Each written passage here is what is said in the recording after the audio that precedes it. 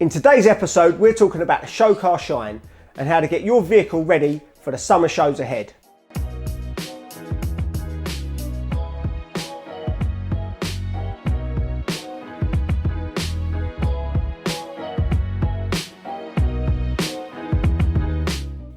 We're here today with Jordan and his green wide-bodied Scirocco. So Jordan, talk us through a few of the modifications you've done on your car. When I bought it, it was all pretty standard. Just bags and wheels after that. And then a trip to Wethersea, saw the wide-bodied R8, got me thinking, so I came home. That summer I bought the kit. A few other little bits, got the wheels, the carbon spoiler, carbon bonnet. Got it all put together, got the spray job. Looks good. I do like the colour, I must say it's a good colour.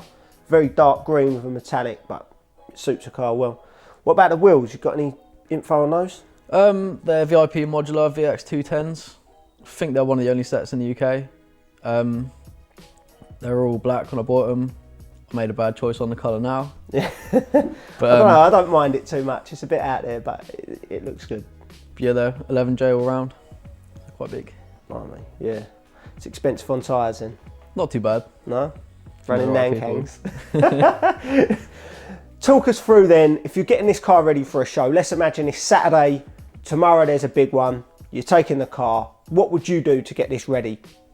Routine is wake up about midday, get all the stuff out, snow foam it off, clean it, dry it, probably go over it with one of the waxes, maybe some spray wax if I'm feeling lazy, and then on the show day, just turn up, quick detailer it down, a few little bits like that, some tyre shine.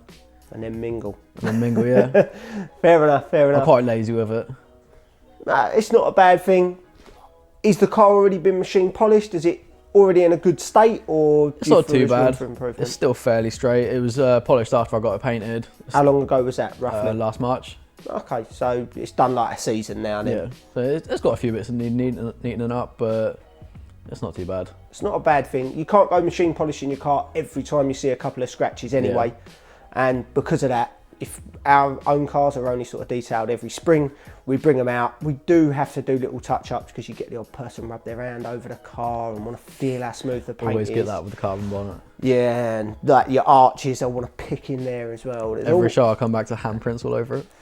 There's always that one guy, or about 10 of them at most shows, that will do that. But for the most part, people are quite respectful of it. But we get quite a few marks, definitely on the rear panels, on the caddies and stuff. And we just machine them out once a year. Carbon bonnet, I was looking at that a little bit earlier. I think there's a few marks there, and it's quite common with carbon that it will drop back, where they've usually been quite heavy sanded on the gel coat. They drop back a little bit, especially with something that's a bonnet, because you're getting the heat from the engine as well. So we can give that a little run over and make that pop a little bit more. Are there any other areas on the car that you struggle with, or that you feel you could get a little extra from to really sort of get it looking its best? It's mainly just the bonnet. Front bumper, probably showing its wear a little bit. It's a daily driver, I use it for work. It gets parked up outside work on the main road, like the high street, pretty much every night. Back end is always filthy. So does it do a fair bit of mileage then in the week? Okay, fair play. It looks good for it, to be honest with you. It's not that chipped up. I was expecting the rear arches and stuff to be in a lot worse state. And a lot of my work is at night, so I get the road to myself. I ain't really got to worry too much about that, but if I get a job that's a bit further away... You're a professional gangster, are you? Yeah. No. All right, so what we're going to do, we're going to go through your current routine. We're going to look if there's a couple of little areas that we can improve on, or show you a couple of products you can add into your lineup, and see if we can't make it just get to that next level for you. Okay, so before we get into working on the paintwork and getting that shine up, there's a few areas we're going to tidy up first. Something that's quite common on show cars that have had a lot of paintwork and other work done can be overspray on the glass. We've got a couple of sections here. Now we get a lot of messages asking questions about how to remove this.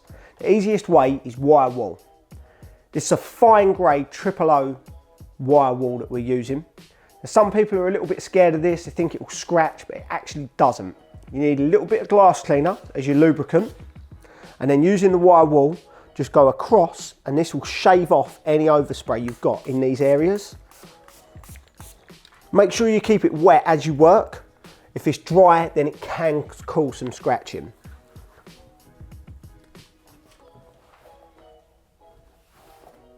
And that's it, it's that simple to remove overspray from glass. A couple of other areas that need cleaning up prior to us actually detailing the vehicle is some of the rubber trim and plastic surrounds suffering from a little bit of polish residue. Using our Verso cleaner, a microfiber cloth, just spray it neat onto the cloth and work it over. This will dissolve the polish that's present and then just buff it dry, and you've got perfectly clean trim then to apply dressings and so on at a later stage. So the next thing we're going to work on is the paint. Jordan, can you see there's a few marks here that have been put in over time, maybe from washing, someone brushing up against the car or something like that.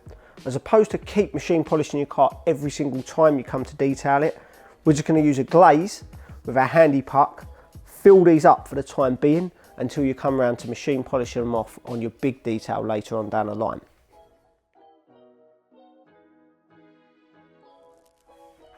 If you take a look at that now, Jordan, whilst the marks are still there, they're a lot less visible than they were before.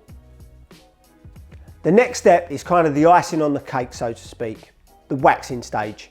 For this car being a show car, we're going to opt for our Illusion Show Wax.